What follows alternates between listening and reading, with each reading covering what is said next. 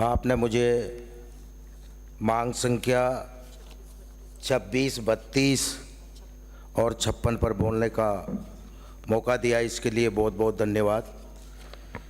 युवा मामले एवं खेल मंत्रालय की स्थापना नई दिल्ली में 9वें एशियाई खेलों के आयोजन के समय 1982 में खेल विभाग के रूप में की गई थी।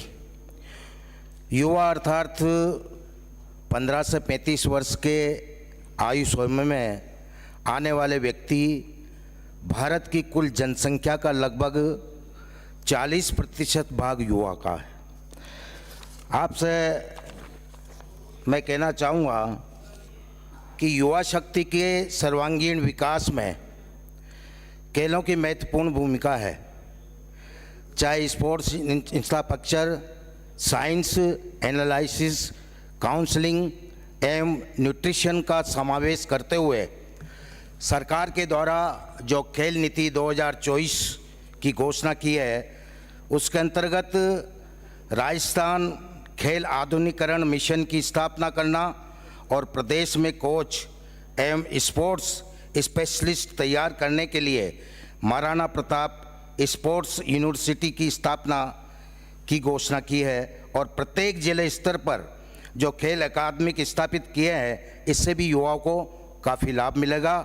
और मैं निवेदन करता हूं आपके माध्यम से कि ये ब्लॉक स्तर पर अगर अकादमी खोली जाए तो और ज़्यादा इससे युवाओं को लाभ होगा। टीओपी योजना के अंतर्गत युवाओं के लिए सुविधा उपलब्ध कराना और स्पोर्ट्स लाइफ इंश्योरेंस स्कीम के तहत 25 लाख तक का दुर्घटना व जीवन बीमा कवरेज भी इसमें बजट में दिया गया है। इसलिए माननीय मुख्यमंत्री जी और खेल मंत्री जी को बहुत बहुत धन्यवाद देता हूं। विद्यालय तथा महाविद्यालयों में पीटीआई कोच की समुचित व्यवस्था चरणबद्ध तरीके से करना, ये व्यवस्था भी आपने बजट में की है। और ग्राम पंचायत स्तर पर खेल मैदान बनाए जाएंगे, जिसमें खेल इंडिया की तर्ज पर प्रदेश में भी ब्लॉक, जिला एवं राज्य स्तर पर प्रतिवर्ष खेलो राजस्थान का आयोजित किया जाएगा, जिससे युवाओं को खेलों में विशेष लाभ मिलेगा। माननीय अध्यक्ष उपसभापति महोदय, मैं राजस्थान में काफ़ी बच्चे राज्य स्तर पर, नेशनल स्तर पर खेलते हैं। उनको राज्य क्रीड़ा परिषद द्वारा खिलाड़ियों को टीएडीए दिया जाए और पदक जीतने वाले खिलाड़ियों को इनामी राशि भी दी जानी चाहिए। मेरा आपके माध्यम से मंत्री महोदय से ये आग्रह है। राज्य के सर्वश्रेष्ठ खिलाड़ियों को दिए जाने वाला महाराणा प्रताप पुरस्कार और प्रशिक्षुओं को दिए जाने वाला गुरु वशिष्ठ पुरस्कार भी दिया जाना चाहिए। ये 100 दिवसीय कार्य योजना में लिया जाना चाहिए।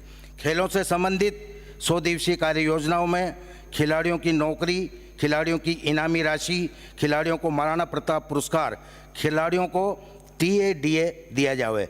राज्य सरकार खिलाड़ियों की नौकरियों, खिलाड़ियों की इनामी राशि, खिलाड़ियों को महाराणा प्रताप पुरस्कार और खिलाड़ियों को टीएडीए दिए जाने में काफ़ी समय से रुका हुआ है ये, तो इस पर भी ध्यान दिया जाए।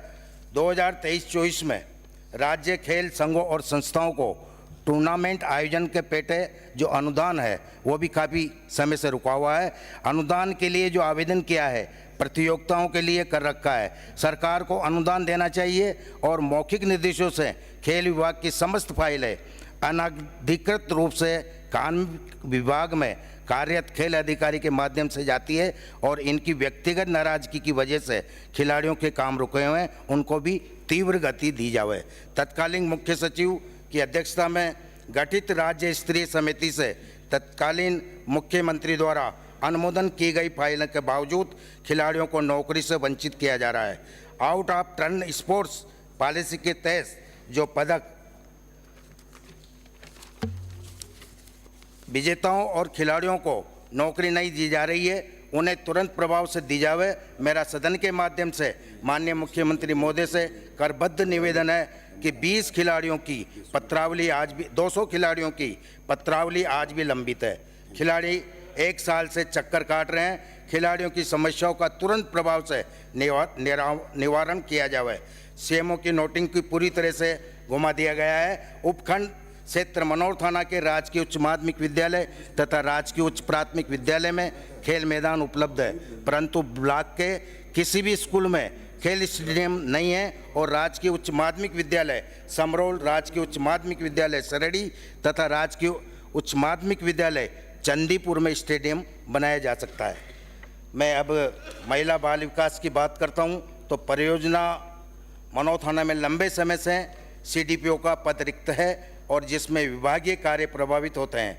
परियोजना मनोर थाना में 5 सेक्टर है, जिनमें 1 महिला पर्यवेक्षक है, जिनमें 4 महिला पर्यवेक्षक के पद रिक्त चल रहे हैं, जिसके कारण विभागीय योजनाओं का समय पर क्रियान्वयन नहीं हो पाता है। महिला पर्यवेक्षक न होने के वजह से आंगनबाड़ी केंद्रों का निरीक्षण एवं पर्यवेक्षण भली भांति प्रकार से नहीं हो पाता है।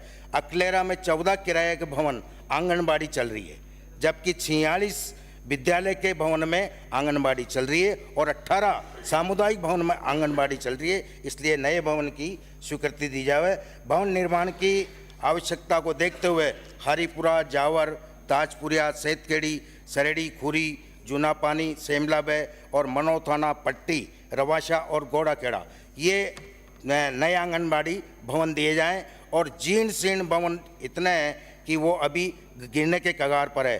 पाटल्या लोडान, बांसखेड़ी लोडान, पचोला, बासोदिया, बोरखेड़ी लोडान, काजलिया, पथरिया, घाटोली, सरडा, बावड़ी खेड़ा, बेलोनिया भवनों में आंगनबाड़ी चल रही है। उनको नवीन भवन बनाकर चलवाया जाए, कभी भी हादसा हो सकता है। बाल विकास परियोजना कार्यालय संचालित हेतु भवन की आवश्यकता है।